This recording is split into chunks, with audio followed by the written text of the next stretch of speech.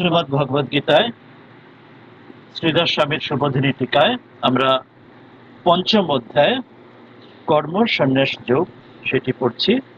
তার মধ্যে আজকে আমরা 16 নম্বর শ্লোক থেকে আমরা শুরু করব। প্রথমে আমরা গীতা ধ্যানের মঙ্গলাচরণের শ্লোকটি পড়ে নিই, তারপরে মূল গীতাতে আমরা ফিরে আসব।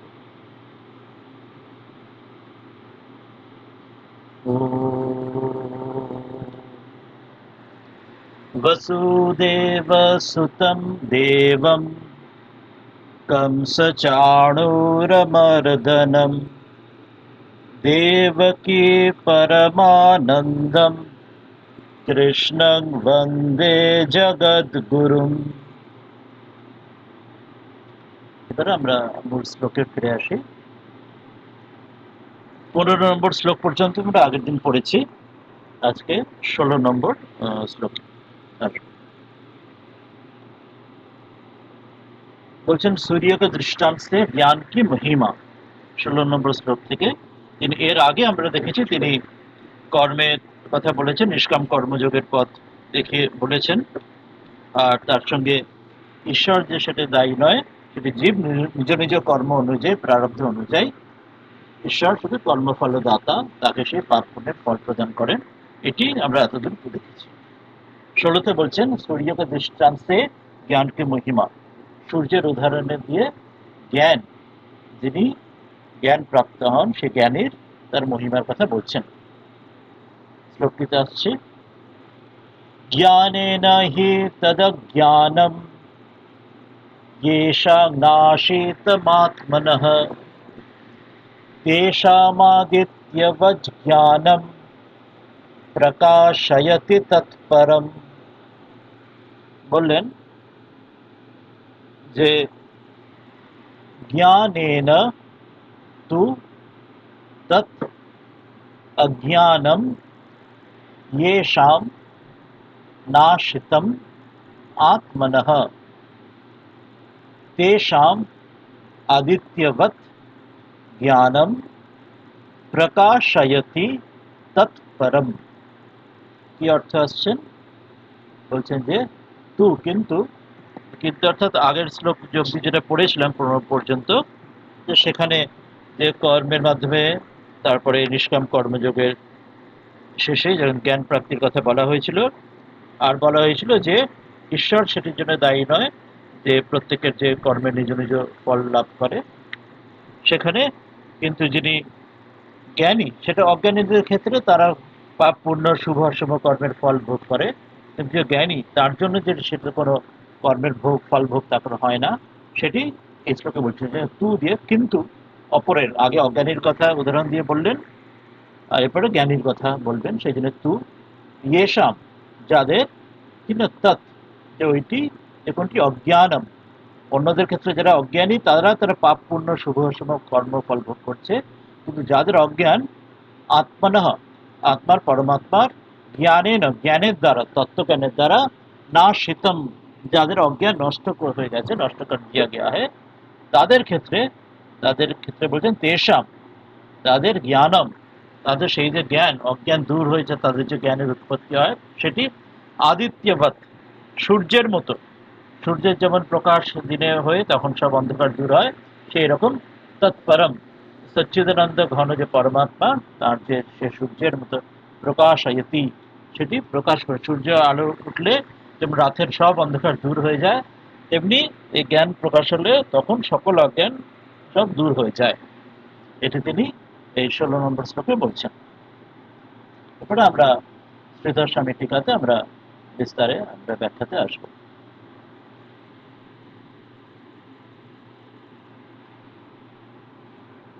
শ্লোকে আমরা আছি পঞ্চম অধ্যায়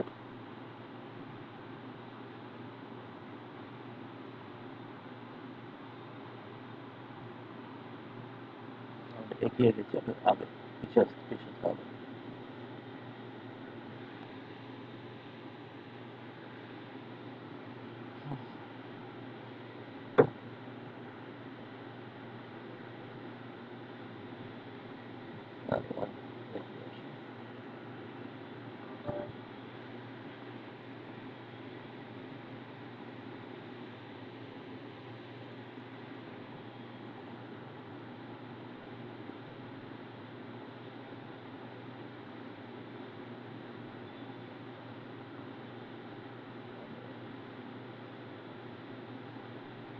ফোর্থ থেকে ফিফথে আসবে, পঞ্চম অধ্যায় আসবে।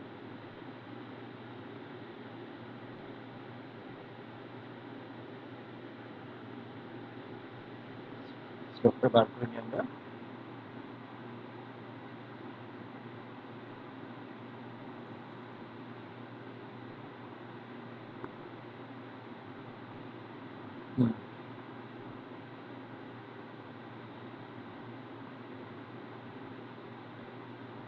আমরা আবার তো এগিয়ে গেলাম মনে হচ্ছে। কোনখানে আছি আমরা?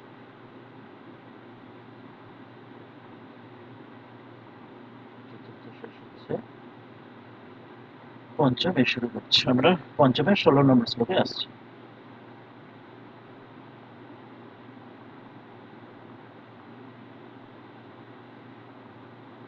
12, 13, এই 15 পর্যন্ত আমরা আগের দিন পড়েছি। এখন 16তে আসছি। 16তে বলছেন, যেটা আমরা এখনই পড়লাম, জ্ঞানিনঃ তু না মুহ্যন্তি ইতি আহ। আগের শ্লোকের উদাহরণের সঙ্গে পার্থক্যটা দেখাচ্ছেন, যে আগের শ্লোক অবধি তিনি অজ্ঞানীর কথা বলেছেন, যে সেখানে যে পরমাত্মা ঈশ্বর দায়ী নন, তারা প্রত্যেক জীবের নিজ নিজ কর্ম অনুযায়ী পাপ পুণ্য শুভ অশুভ কর্মের ফল ঈশ্বর কর্ম ফলদাতা রূপে তাদের ফল প্রদান করেন, সেই রকম সুখ দুঃখ পায়। জ্ঞানীর ক্ষেত্রে যে তিনি কর্মেতে বন্ধ হন না, সেটি বলছেন জ্ঞানীনঃ তু না মিজন্তি। জ্ঞানী কিন্তু, যিনি অজ্ঞান দূর হয়েছে তাই কিন্তু মোহিত হন না, সেটি 16 নম্বর শ্লোকে পঞ্চম অধ্যায়ে বলছেন। জ্ঞানেন তু তদ অজ্ঞানম येषां नाशितम् आत्मनः तेषां आदित्यवत् ज्ञानम प्रकाशयति तत्परम। বলছেন আত্মনো ভগবতঃ জ্ঞানেন, বলছেন যে আত্মনা অর্থাৎ যে আত্মা, ঈশ্বরের যে ভগবত জ্ঞান, ঈশ্বরের যে ভগবানের যে জ্ঞানের দ্বারা, যেটি আমাদের হৃদয় যেটি আছে, হৃদয় ডঙ্কা মারা জায়গা, সেখানে ঈশ্বরের যে বাণী রয়েছে, তার যে কৃপা বা তার যে নির্দেশ, তার যে পথ তিনি দেখাচ্ছেন, তার আশীর্বাদে ইয়েষাং, যাদের ক্ষেত্রে ইয়াত বৈষম্য উপলভ্যত অজ্ঞানম, যাদের ক্ষেত্রে এই যে বৈষম্য, যে বিষমতা জগতের মধ্যে সুখ দুঃখ পাপ পরিস্থিতি, যার যে শুভ সমাজে বৈষম্য দেখা যায় জগতে, সেটি থেকেই, এই অজ্ঞান থেকেই সেটি তৈরি হয়।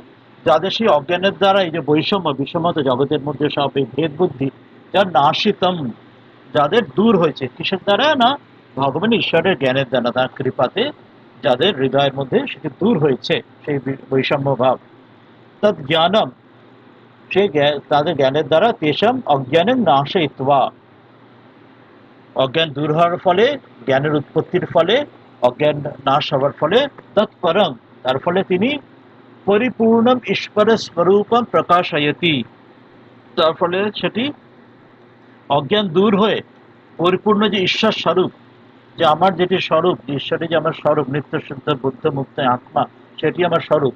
এই যে দেহবোধ যেটি আমাদের খণ্ডিত লিমিটেড যেটি, সেটি আমার স্বরূপ নয়। এই যথার্থ বোধটি তখন প্রকাশ হয়, তখন সেটি উৎপত্তি হয়।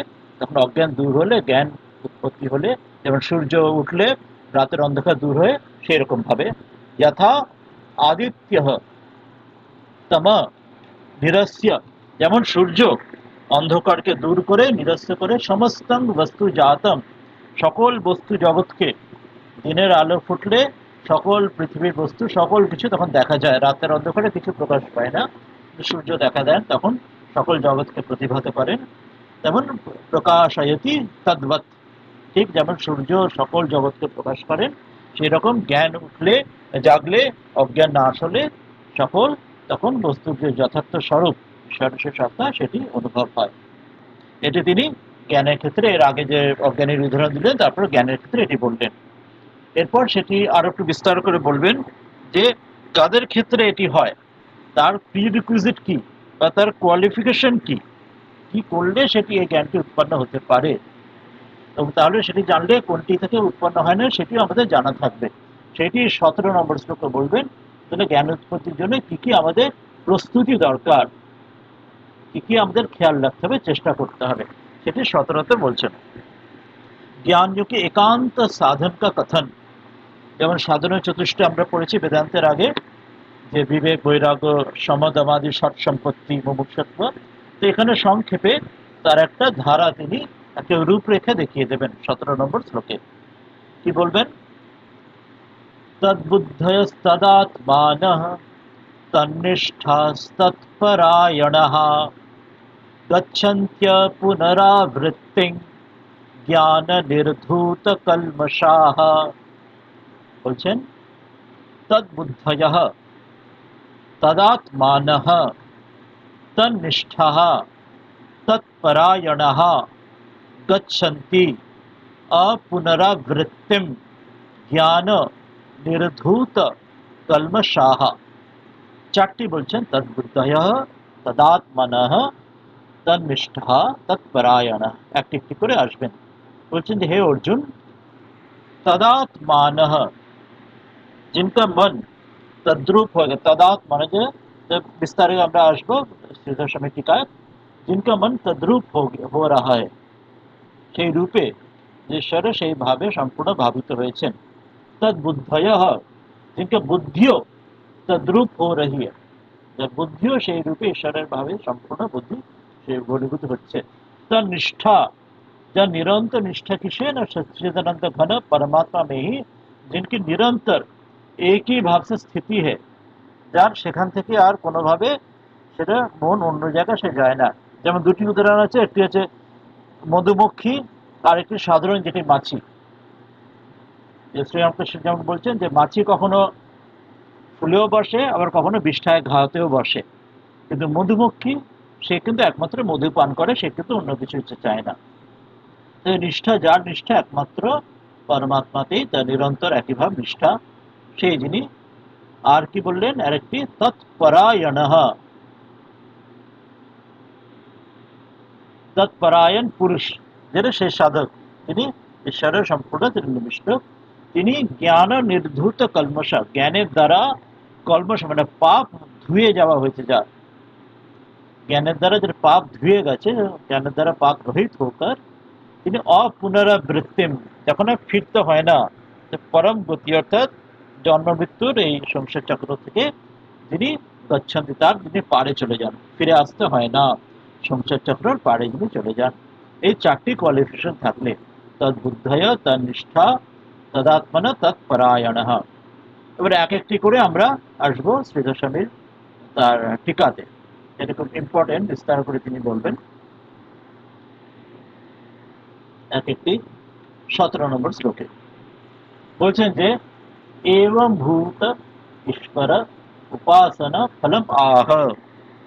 বলছেন এর আগের শ্লোকে যেটি জানালেন, যিনি যেটা পূর্ণ স্বরূপ সেই অজ্ঞান নাশ হয়ে যখন জ্ঞান প্রকাশিত হচ্ছে, তখন তার সে সূর্যের উদাহরণ দিয়ে যেটা বললেন, তখন সকল কাজ তার দূর হয়ে গিয়ে সে তখন ঈশ্বরের যে স্বরূপতা সে প্রাপ্ত হচ্ছে।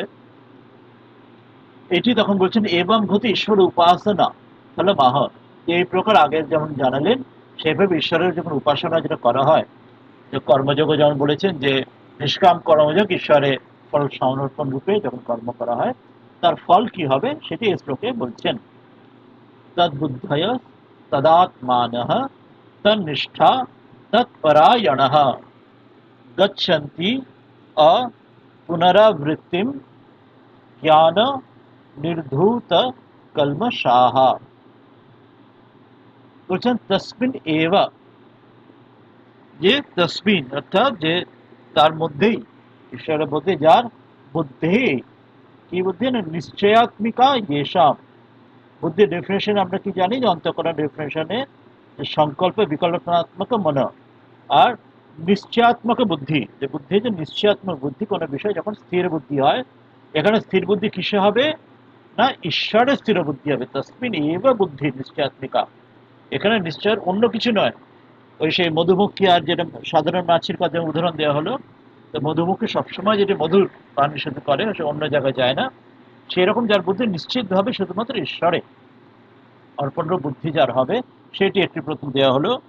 আর কি বললেন সেটি যে তদ্বুদ্ধয়, এবার বলছেন তস্মিন এব আত্মা মনো येषाम, পরে তদাত্মা আছে, তদাত্মার অর্থতে বলছেন যে তসমিন এব আত্মা, আত্মা অর্থাৎ যিনি বলছেন যে আত্মা ইয়েশ মানে আত্মা অর্থাৎ এখানে প্রযত্ন, এখানে প্রযত্ন সে অর্থ বলছেন, কিন্তু আত্মা জানি মন লাগা হয়, মনের দ্বারা সংকল্প বিকল্প মতো মনের ইচ্ছা জাগলে তখন আমরা কিছু করি বা করি না, সংকল্প করি কিছু করার বা সেটা করি না, do or don't, do or do not যখন ঠিক করি, তা সেই যে মন লাগিয়ে যখন প্রযত্ন করা হয় সেই উইলিংনেস, আমাদের উইল ফোর্স যেটি মনের ইচ্ছাতে আমরা যখন চলি বা মন আমাদের চালিয়ে বেড়ায়, তো সেইটি যখন মনও সেখানে যখন লাগে, তসমিন এইব আত্মা মানেও ইয়েশাম, যার প্রযত্ন হচ্ছে মন, সে একমাত্র সে ঈশ্বরই, মনে চলো নিজের নিকেতনে, ঈশ্বরের সে একমাত্র মন সেখানে নিবিষ্ট হয়, অন্য জায়গায় আর সে দৌড়বে না।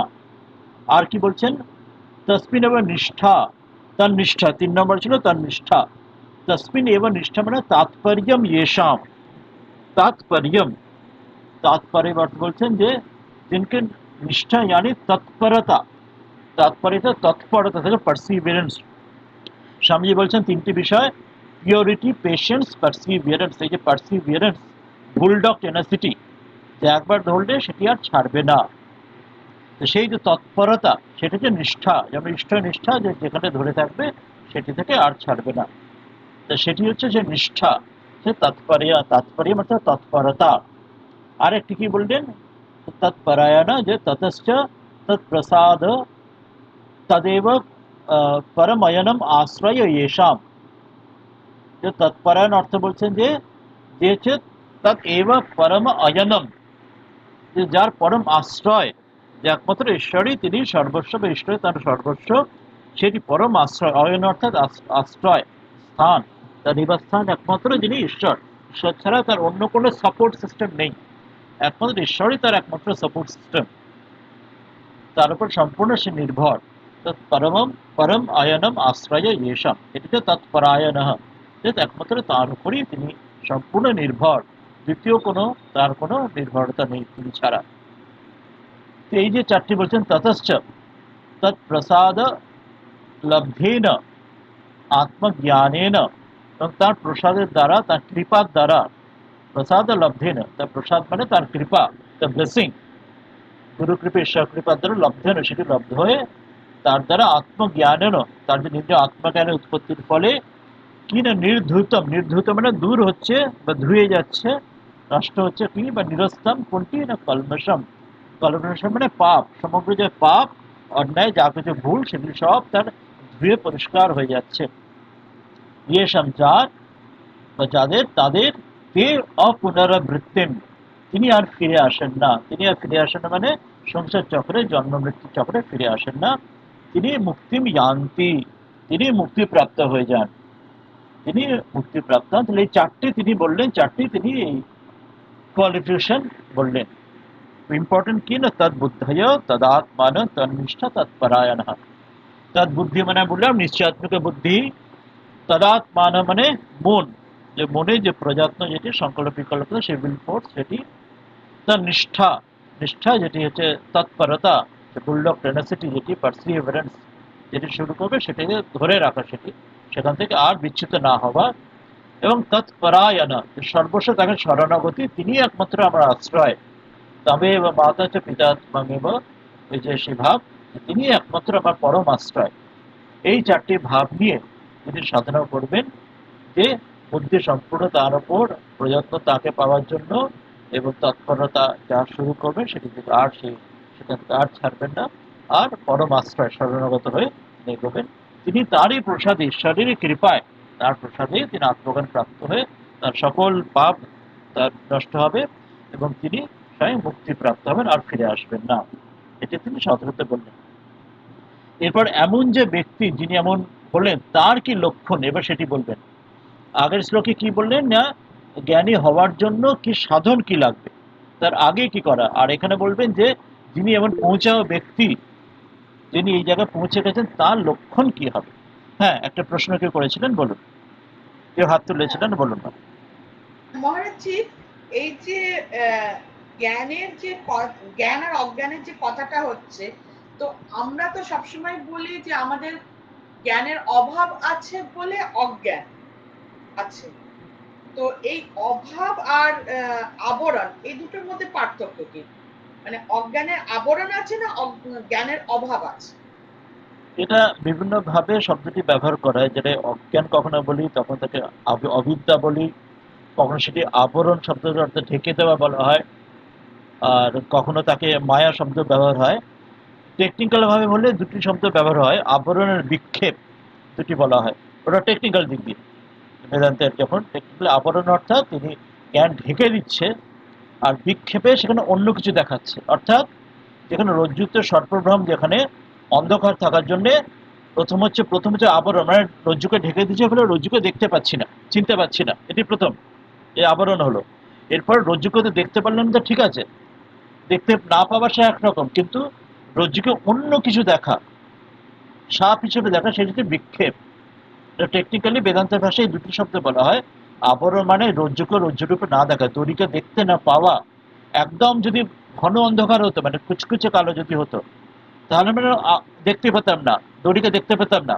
কিন্তু দড়ির জায়গায় অন্য কিছুও দেখতাম না, কারণ তখন একদম অন্ধকার, কিছুই দেখছি না, সেটা আবরণ হলো। কিন্তু তা তো হয় না, যেটা হয় আধো আলো আধো অন্ধকার হয়, সেই জন্য আমরা দড়িকে দড়ি বলে চিনছি না, কিন্তু তার জায়গায় অন্য কিছু মনে হচ্ছে, আধো অন্ধকারে কি না আমরা সাপ বলে মনে করছি, এটিকে বিক্ষেপ বলা হয়। অর্থাৎ অজ্ঞানের এটি দুটি যেন তার প্রকাশ দুভাবে সেটি কাজ করে।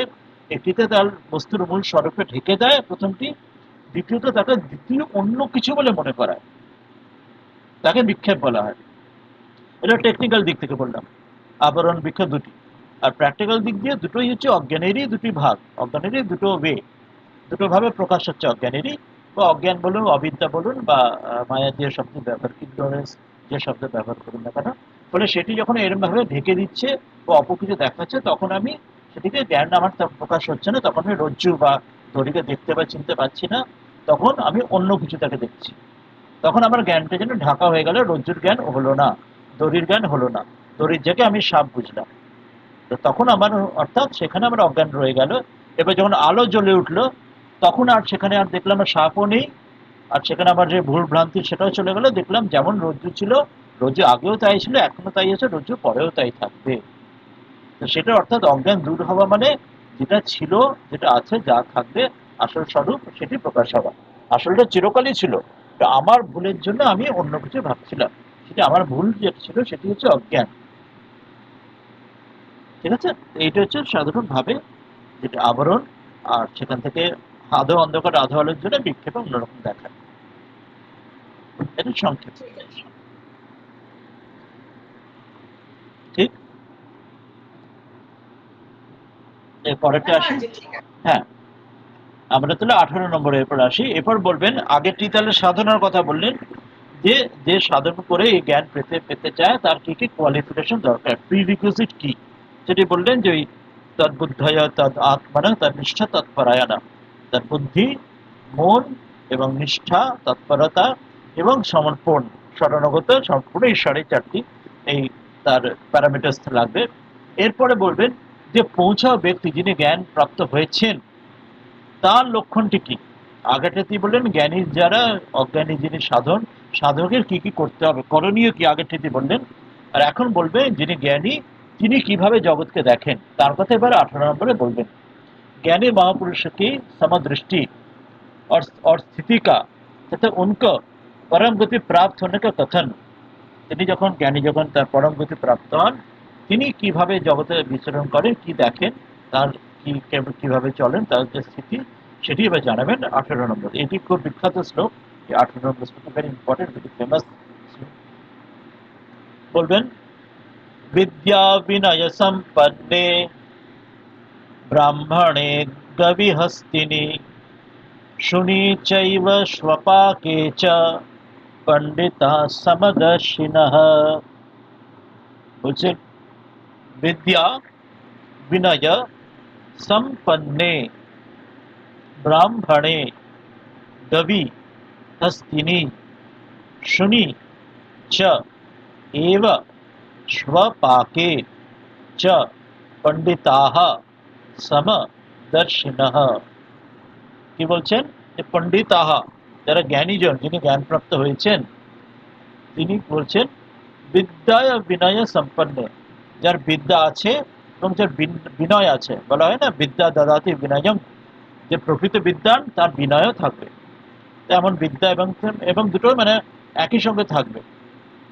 বিনয় থেকে বোঝা যায় যে প্রকৃত বিদ্বান তিনিও, বিদ্যা বিনয় একই সাথে থাকে, একই আধারে দুটি থাকে। প্রকৃত বিদ্বান হলে বিদ্যা থেকে বিনয় আসে। তো বিদ্যা বিনয় যারা আছে এমন যুক্ত, সম্পন্ন এমন যুক্ত যে ব্রাহ্মণ, যিনি ব্রাহ্মণ যিনি অর্থাৎ যার এই বিদ্যা বিনয় রয়েছে সেমন যে মানুষ আর কি তথা, এবং আর কি তবি মানে গরু, আর কি বললেন হস্তিনী মানে হাতি, আর কি শুনি, শুনি মানে কুকুর, চ আর কি না স্বপাকে, স্বপাকে অর্থাৎ স্ব অর্থাৎ যে কুকুরকে যে পাক করে যিনি খান, যেমন ব্যক্তিরা উদাহরণ দিচ্ছে এবং চণ্ডাল আদি যারা কুকুর ভোজন করেন, তেমন যে সমদর্শিনঃ তিনি এই যে পণ্ডিত যিনি, তিনি তাতে সমদর্শী, তিনি এব তিনি তেমন হন, অর্থাৎ তিনি ব্রাহ্মণে, গরুতে, হাতিতে, কুকুরে এবং চণ্ডাল যিনি এই কুকুর ভক্ষণ করেন তাদের ক্ষেত্রে তিনি সমদর্শী। সমদর্শী এখানে বিস্তার করে, এখানে পরের টিকায় আরো পরে আসবে, অন্য জায়গায় আসবে বিস্তার করে, সেখানে এটা তলায় বলছেন। আমরা এই মুহূর্তে যেটুকু আমাদের ব্যাখ্যা থাকবে এই শ্লোকে সেটুকুই পড়বো এখন আপাতত। 18 নম্বর শ্লোকে দেখি শ্রীধর স্বামী তিনি এখন কি জানাবেন। 18 নম্বর শ্লোকে আমরা আসছি। হ্যাঁ হ্যাঁ, বলছেন যে कीदृश आस्ते ज्ञानिनः ये अपुनर्वृत्तिं गच्छन्ति इति अपेक्षायाम आह। বলছেন যে कीदृश যে কিভাবে এই জ্ঞানীরা, যে জ্ঞানীর কথা আগেটা বললেন তদ্বুদ্ধায় তদাত্মানা যেটা বললেন তার নিষ্ঠা করায় না, সে জ্ঞানীরা কিভাবে ये अपुनरावृत्तिम তারা কিভাবে আজ ফিরে আসেন না, তারা যে মোক্ষ প্রাপ্তি গচ্ছন্তি সেটা কি করে ইতি অপেক্ষায়াম, কি করে হয় সেই এই বিষয়ে অপেক্ষা বা এই বিষয়ে প্রশ্ন জাগলে সেটি এই শ্লোকে তিনি জানছেন যে তার লক্ষণ কি হবে, তিনি কেমন ভাবে, তিনি জগতে তার স্থিতি কি, সেটি এই শ্লোকে বলছেন। বিদ্যা বিনয় সম্পন্নে ব্রাহ্মণে কবি হস্তিনী শুনি চ এব স্বপাকে চ পণ্ডিতাঃ সমদর্শিনঃ। বলছেন যে বিষমেষু আপি, যে বিষম যেখানে আলাদা আলাদা সকল কিছু বিষম আলাদা আলাদা রয়েছে যেখানে, সেখানে সেই বিষয় তো বিষমেষু আপি সমম ব্রহ্ম এব দ্রষ্টুম, যেখানে বিষমতা, যেখানে আলাদা আলাদা সবকিছুর যে ডাইভার্সিটি রয়েছে সেখানেও সমম ব্রহ্ম এব দ্রষ্টুম, সেখানে ইউনিটি, ইউনিটি ইন ডাইভার্সিটি, যেখানে বিষমতা আলাদা সকল রয়েছে সেখানে ইউনিটি, সে একই ব্রহ্ম এবং দ্রষ্টুম, সে একই সে দেখছেন, সমরূপ ব্রহ্মকে দেখছেন। শ্রীলম ইয়েশাম তে পণ্ডিতাহা, তিনি এমন যা দেখা যার স্বভাব, যেটা ন্যাচারাল স্পন্টেনিয়াস, চেষ্টা করে দেখতে হয় না বা তাকে বুদ্ধি দিয়ে বিচার করে ভাবতে হয় না, যার খুব ন্যাচারাল শীলম, ওই জন্য যেটাই তার শীল, শীল অর্থাৎ যেটি তার স্বভাব, খুব natural spontaneous, without any compulsion, without any force, স্বাভাবিকভাবে তার প্রকৃতিতেই এটা আছে যে তিনি ইউনিটি ইন ডাইভার্সিটি তিনি দেখেন। এসব তিনি পণ্ডিতা অর্থাৎ তিনি জ্ঞানী, তিনি যথাযথ জ্ঞানী, তিনি জ্ঞানপ্রাপ্ত হয়েছেন, এটি তার কথা বলেন। এরপরে কি কিরকম কিরকম ইউনিটি ইন ডাইভার্সিটি, বিষমের মধ্যে সম ব্রহ্ম দেখছেন, সেরকম কয়েকটি উদাহরণ দিচ্ছেন যে তত্র, তার মধ্যে যেমন বিদ্যা বিনয়াভ্যাম, বিদ্যা এবং বিনয় যারা আছে সেই রকম যুক্তে ব্রাহ্মণে চা, যে ব্রাহ্মণ যার বিদ্যাও আছে এবং যার বিনয়ও আছে এমন যে ব্রাহ্মণ, এবং আর কি যে শুনো, শুনো অর্থাৎ যেমন যে যে ইয়া পচতি, যেটা শুনো অর্থাৎ কুকুরকে যে পচতি বা পাক করে অর্থাৎ সেটা রান্না করে যা ভক্ষণ করে, তসমিন স্বপাকে, যেমন চণ্ডাল ইত্যাদি যারা কুকুরকে ভক্ষণ করে তারা খাদ্যরূপে গ্রহণ করে, তেমন হচ্ছে এটি কর্মণা বৈষম্যম, কর্মের দিয়ে বৈষম্য দেখাচ্ছেন। অর্থাৎ ব্রাহ্মণের ক্ষেত্রে তিনি বিদ্যা বিনয় সম্পন্ন, তিনি তার ব্যবহার আচরণ সবকিছুতে অনেক শুদ্ধতা রয়েছে, সাত্বিক ভাব রয়েছে।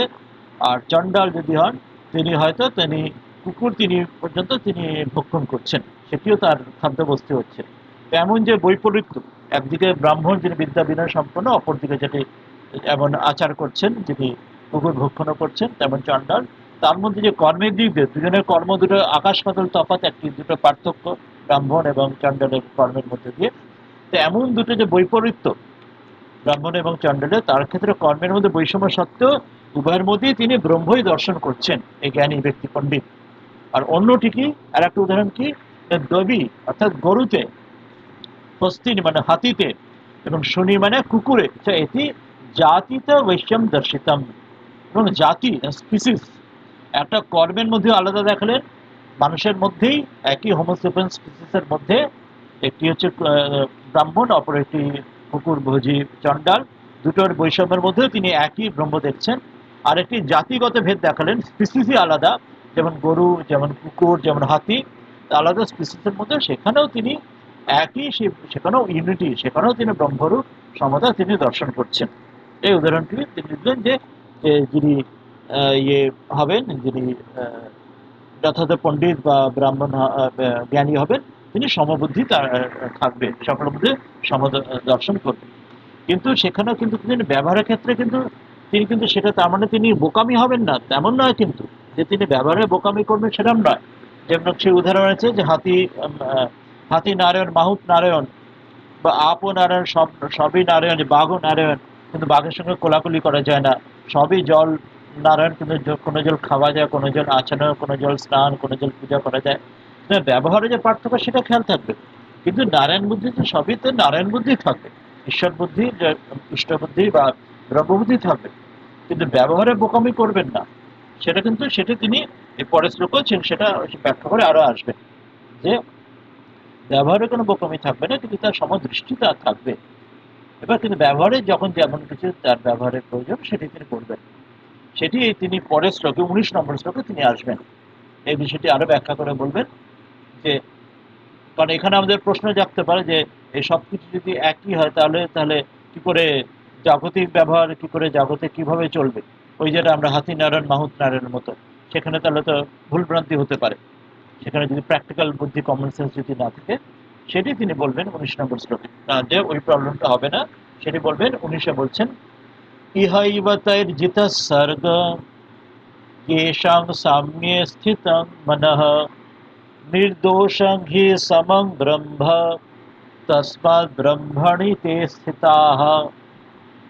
इह एव तैः जितः सर्गः येषां साम्ये स्थितं मनः निर्दोषं हि समं ब्रह्म तस्मात् ব্রহ্মণি তে স্থিতাহ।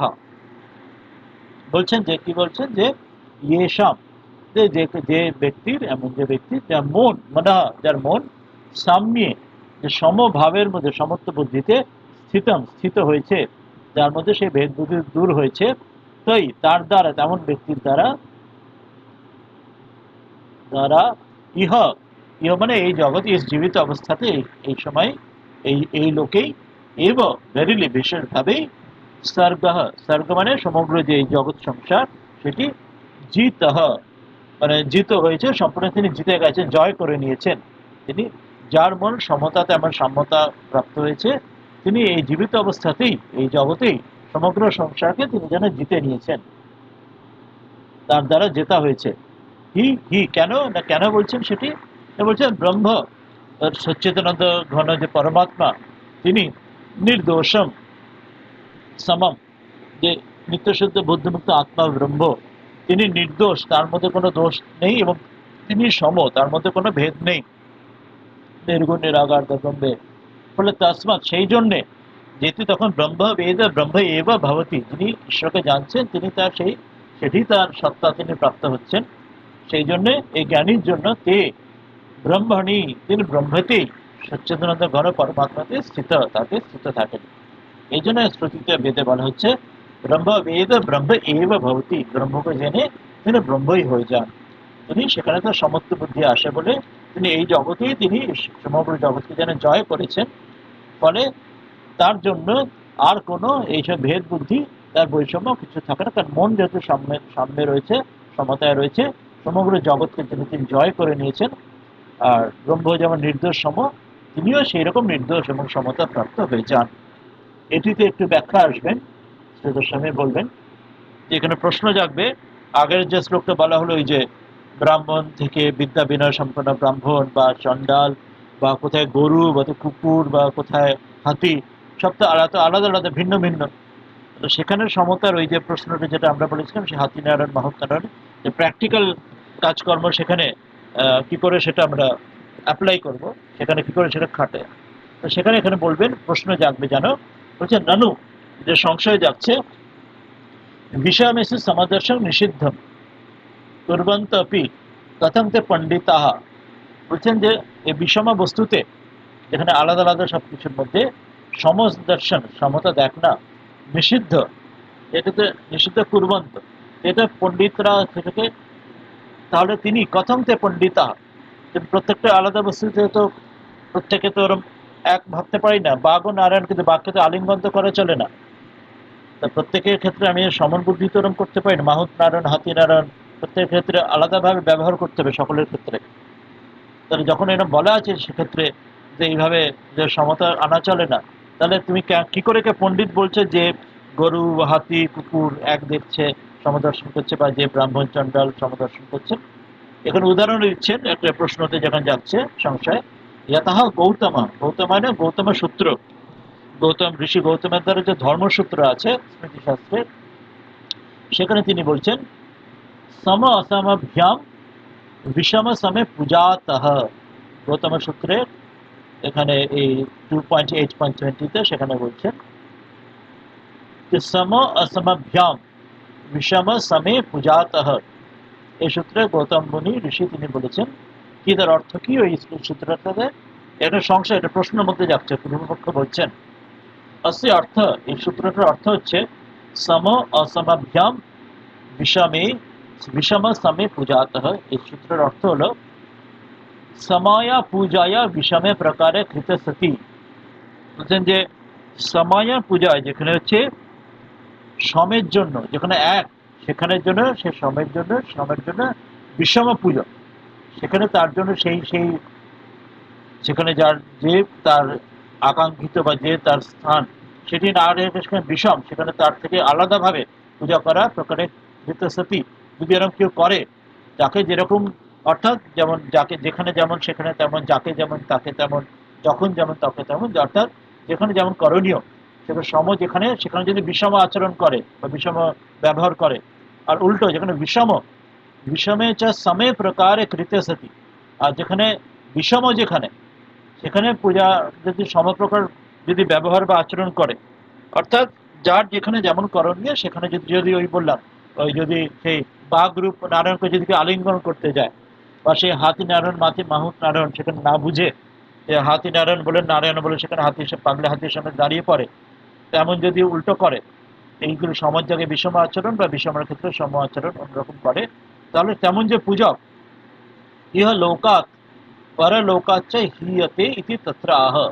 বলা হচ্ছে এখানে গৌতম শাস্ত্রে এখানে যে তিনি কিন্তু এই ইহলোক এবং পরলোক থেকে তিনি হিয়তে, সেখান থেকে তিনি কিন্তু তার পতন হয়, সেখানে তিনি কিন্তু সেখান থেকে তিনি হীনতা প্রাপ্ত, বা সেখানে তিনি সেখান থেকে আর সেই যোগ্য থাকেন না। শাস্ত্রে বলা রয়েছে যদি যথাযথ যেখানে যেমন যা করণীয়, যেখানে আচরণ সেটা যদি করতে না পারে, তাহলে বিষম যদি আচরণ করে, সমাজ যদি বিষমের জায়গায় সম, সে তাহলে তার যে স্থান থেকে ইহলোক পরলোক দুটো থেকে বিচ্যুত হয়ে যায়। ইতি তত্র আহ। এটি যে সংশয় যে প্রশ্ন যাচ্ছে, তাহলে এখানে সেটাই এখানে বলছেন যে সেখানে তাহলে সেখানে তাহলে কি করে সে এই ব্যক্তির ক্ষেত্রে তিনি কি করে তিনি এই তার যে সমবুদ্ধি কি করে হবে এই গরু, হাতি, কুকুর বা ব্রাহ্মণ, চণ্ডাল ইত্যাদিতে, সেখানেই তিনি যেন সেই উত্তর রূপে এই শ্লোকটি যেন 19 নম্বর শ্লোক তিনি উত্তর দিচ্ছেন।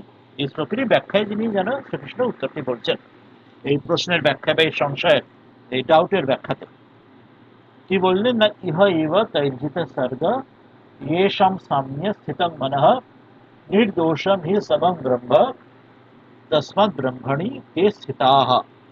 বলছেন যে ইহ এব, এইখানে এই লোকেতেই, এই মরলোকেতেই, এই মনুষ্য লোকেতেই, জীবৎ ভি এব তৈ, বলছেন এই লোকেতেই জীবৎ ভি, জীবিত রয়েছে, মৃত্যুর পরে নয়, পরলোকে গিয়ে নয়, যখন জীবিত রয়েছে জীবনমুক্ত অবস্থাতেই, তাই তার দ্বারা, অর্থাৎ এই আত্মজ্ঞানী ব্রহ্মবিদ এই জীবনমুক্ত পুরুষের দ্বারা সৃজ্যত ইতি স্বর্গ, স্বর্গ শব্দের কি থেকে বলছেন না, তাদের যারা যা সৃষ্টি হয় সেটি স্বর্গ, অর্থাৎ এই সংসারের কথা এই সংসার স্বর্গ অর্থাৎ সংসার জিত নিরস্ত হয়, তার দ্বারা এই সংসারকে জিত হয়েছে, তিনি সংসারকে জয় করেছে, তিনি মৃত্যুঞ্জয় যখন হয়েছেন সংসারকে জয় করেছেন, অর্থাৎ সংসারের জন্য তার জন্য নিরস্ত হয়ে গেছে। নিরস্ত কি অর্থে?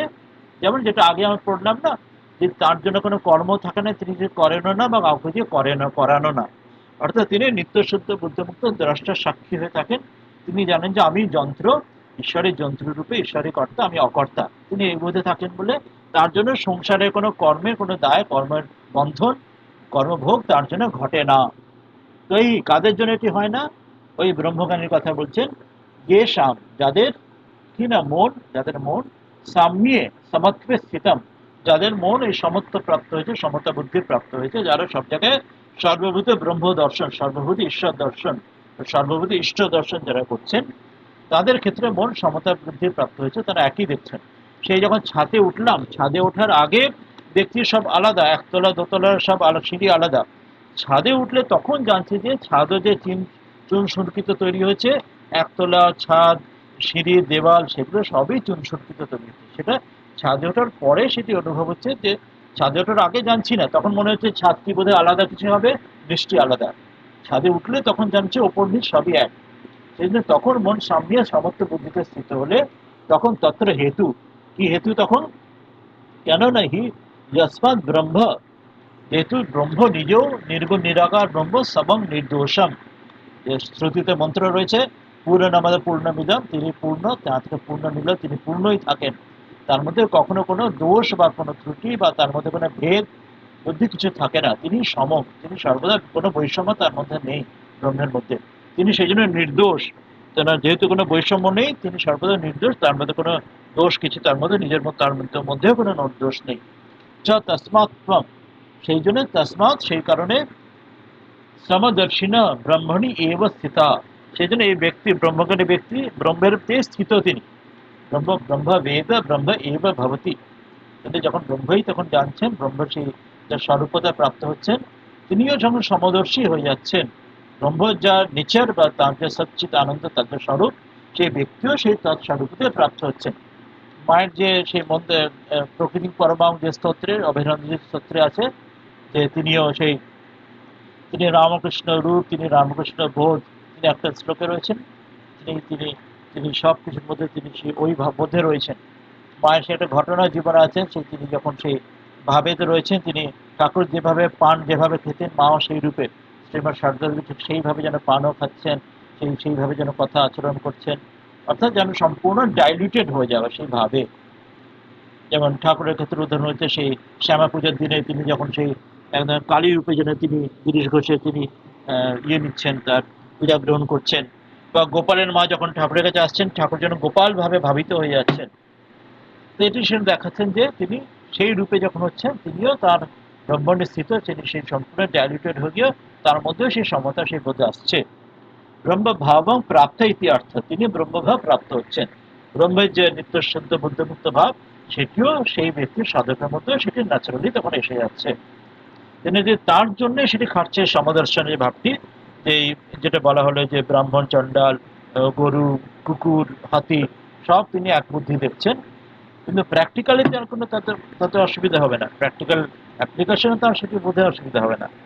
আর অন্য মানুষদের ক্ষেত্রে কি হচ্ছে, গৌতম উক্ত হস্তু, যে গৌতম ধর্মসূত্রে যেটা বলা হয়েছিল, যেটা আগের পড়লাম, যে এই সময়ের মধ্যে বিষম, বিষমের মধ্যে সম, এই আগে যেটা সংশয় জেগেছিল, যেটি সময় পূজাত, যে যিনি সমর মধ্যে বিষম বা বিষমের মধ্যে যিনি পূজা করেন, তিনি ইহলোক পরলোক থেকে বিচ্যুত হন। এটা যেখানে বলা হয়েছিল, সেটা কাদের জন্য বলা হচ্ছে? বলছেন গৌতম উক্তস্তু দোষ, সেই যে দোষটি ব্রহ্মভাব প্রাপ্তির পূর্বমেব, ব্রহ্মভাব প্রাপ্তির আগে যখন সাধকের অবস্থা আছে, তখন নানা নিয়ম কানুন মেপে চলতে হবে। তখন যেমন এটি ছোট গাছটিকে বেড়া দিতে হয়, বেড়া না দিলে তাকে সেই গরুতে ছাগলে খেয়ে ফেলে, কিন্তু গাছটা যখন বড় হয়ে যায় তখন বেড়া লাগে না, তখন গাছেতে হাতি বেঁধে দিলেও গাছের কিছু ক্ষতি হয় না। সেরকম বলছে, যখন সাধকের ভাবে তাকে অনেক নিয়ম কানুন মেনে, শুদ্ধাচার আচার অনেক মেনে তাকে চলতে হবে, এমন করবে এমন করবে না, এখানে যাবে এখানে যাবে না, ডুজ অ্যান্ড ডোন্টস তাকে পালন করতে হবে তার জন্য। কিন্তু পূজাত ইতি পূজক অবস্থা শ্রবণাৎ, যে পূজাত শব্দ যেটি বলা ছিল এই গৌতম ধর্মসূত্রে এই সূত্র যেটি আমরা পড়লাম যে সম অসমাভ্য বিষম সমে পূজাতঃ, যিনি বিষম বা সমের এবং সমের মধ্যে বিষম, যিনি পূজক, তিনি ইহলোক পরলোকের বিচ্যুত হন। পূজক অর্থাৎ সাধকের কথা বলছেন, যিনি তখনও পূজা করছেন, অর্থাৎ তিনি সাধনা করছেন, উপাসনা করছেন, যিনি এখনো পৌঁছা হওয়া ব্যক্তি নন, পথের শেষে পৌঁছননি, তার জন্য নিয়মকানুন চক্রের ভাগ তখন বিষম তিনি তখন দেখছেন, তার তখন সমদৃষ্টি সমবোধ হয়নি। কিন্তু যিনি পথের শেষে পৌঁছে গেছেন তিনি কিন্তু সমবুদ্ধি তিনি দেখছেন, কিন্তু ব্যবহারে তাহলে তিনি ভুল করবেন না, ব্যবহারে তিনি ঠিক যথাযথ সে খেয়াল রাখবেন, কিন্তু তিনি সমবুদ্ধি তার থাকছে। সেই জন্য পূজাতে হচ্ছে পূজক অবস্থার মধ্যে, সেই যে পূজক অবস্থার জন্য তার জন্য সে বর্ণনা করা হয়েছে। সেক্ষেত্রে শুধু এই সমবুদ্ধি তখন আসবে না, কিন্তু জ্ঞান প্রাপ্তির পরে তখন সমবুদ্ধি আসবে, সমদর্শন আসবে। কিন্তু ব্যবহারে যেমন যে করণীয়, ভক্তবিত্ত বোকাও কেন হবি সেটি নয়, তখন ব্যবহারে কিন্তু যেমন যে করণীয়, হাতি নারায়ণ মাহত নারায়ণ, যার যেমন করণীয় সেটি কিন্তু বোধবুদ্ধি থাকবে। এটি 19 নম্বর শ্লোকে এটিতে শেষ হবে। আমরা বোধহয় এখানে শেষ করতে পারি, যদি কিছু অল্প সময় রয়েছে, যখন প্রশ্ন আলোচনা থাকে আমরা একটু শুনে নিতে পারি, তাহলে সেটা আলোচনা করব। যে কিছু বলতে জানতে চাইলে বলুন। হ্যাঁ বলুন। মহারাজজি, এই যে দুটো শ্লোক হলো 18 আর 19, হ্যাঁ এতে মানে ব্রহ্মবিদের অবস্থা এবং ব্রহ্ম সম্বন্ধে অনেক কিছু বলা আছে, হ্যাঁ কিন্তু ঠাকুর যে ব্রহ্ম কখনো এটো হয় না, তে মানে এক্স্যাক্টলি মানে যে ব্রহ্ম কি এরও বাইরে কিছু, যেটা না, এই যে গীতার মধ্যে বলা হয়েছে? সেটি বলা হলো কিছু হয় স্বরূপ লক্ষণে, কিছু তটস্থ লক্ষণ হয়। তটস্থ লক্ষণ আর স্বরূপ লক্ষণ, একটা জিনিসকে চেনাতে গেলে তো স্বরূপ লক্ষণ যেটি, সেটি ব্রহ্মের স্বরূপ লক্ষণ হলো সচ্চিত আনন্দ, অ্যাবসলিউট, যেটা আমরা বেদান্ত আগে পড়েছি, তত্ত্ববোধে পড়ছিলাম, যে অ্যাবসলিউট যে existence, absolute knowledge, absolute bliss, সচ্চিত আনন্দ, এটি হচ্ছে স্বরূপ লক্ষণ। যে অ্যাবসলিউট যেটি, সেটি মুখে প্রকাশ হয় না, রিলেটিভটি প্রকাশ হয়। আমরা রিলেটিভটিতে বলতে পারি এটাই ভালো এটা খারাপ, মানে এটা হচ্ছে ভালো, এটা হচ্ছে খারাপ, কম্পেয়ার কি হচ্ছে, আমরা কম্পেয়ার করে বলতে পারি এটা হচ্ছে ভালো, এটা হচ্ছে খারাপ। কিন্তু যখন অ্যাবসলিউট, সেটা কিন্তু আমরা মুখে প্রকাশ করতে পারি না, তাই না? আমরা যা কিছু জগতে বলি ভালো বা খারাপ, সবকিছু অন্যের সঙ্গে তুলনাতে বলি, যা কিছু আমরা জগতে, মানে স্বরূপ লক্ষণ যখন আছে সচ্চিত আনন্দ, সেটা কিন্তু উচ্ছিষ্ট হয় না, যেমন ব্রহ্মকে মুখে প্রকাশ করা যায় না, সেটি কখনোই মুখে প্রকাশ করা যায় না। রিলেটিভ, যেটা রিলেটিভ, তাকে প্রকাশ করা যায়, এর চেয়ে ভালো এর চেয়ে খারাপ, সেটি কিরকম, সেটি হচ্ছে তটস্থ লক্ষণ। তটস্থ লক্ষণ কাকে বলে, সেটি মুখে প্রকাশ করা যায়, সেটি হচ্ছে এখানে যেটা বলা হলো, ওই যেটি বাইরে থেকে দর্শন করে যেটা বলা হচ্ছে যে তিনি এটার মধ্যে একই দেখছেন, ব্রাহ্মণ গরু হস্তিনী সব জায়গায় একই দেখছেন। সেটি কিরকম যেন, যেমন বলা হয় গঙ্গায়াম ঘোষাহ, এটা উদাহরণ দেওয়া হচ্ছে, অর্থাৎ ওই যে গঙ্গায় যে ঘোষ থাকে, অর্থাৎ ঘোষের যে টাইটেল, ঘোষদের বাড়ি হচ্ছে গঙ্গার ধারে। ঘোষ মানে যখন যে বলি যে কোথায় আছে তুমি, ওই ঘোষদের বাড়ি কোথায় আছে, বা মিস্টার এবিসি মিস্টার এক্সওয়াইজেড তার বাড়ি কোথায় আছে, ওই তাদের ওই গঙ্গায় আছে ওখানে। গঙ্গা মানে মানে গঙ্গাতেই বোঝাচ্ছি না, আমরা মুখে বলে দিই গঙ্গা মানে হচ্ছে গঙ্গার পাড়ে, গঙ্গার ধারে বাড়িটা আছে। কিন্তু সংস্কৃতি যেমন কথা বলা হয় যে গঙ্গায়াম ঘোষ, যে গঙ্গায় যে ঘোষরা থাকেন তাদের বাড়ি। এই গঙ্গায়াম ঘোষ যখন বলা হচ্ছে, তখন গঙ্গা বলতে গঙ্গাতেই তাদের বাড়িটা নয়, মানে গঙ্গার পাড়ে তাদের বাড়ি, গঙ্গার ধারে তাদের বাড়ি। অর্থাৎ গঙ্গাটা বললে ওতে তাদের বোঝানো, ওই যে গঙ্গা আছে, গঙ্গার পাশে যে বাড়িটা দেখবে নদীরা বোঝাচ্ছে, সেই বাড়িটা হচ্ছে ঘোষদের বাড়ি বা মিত্রদের বাড়ি বা মিস্টার এবিসি এক্সওয়াইজেড এর বাড়ি।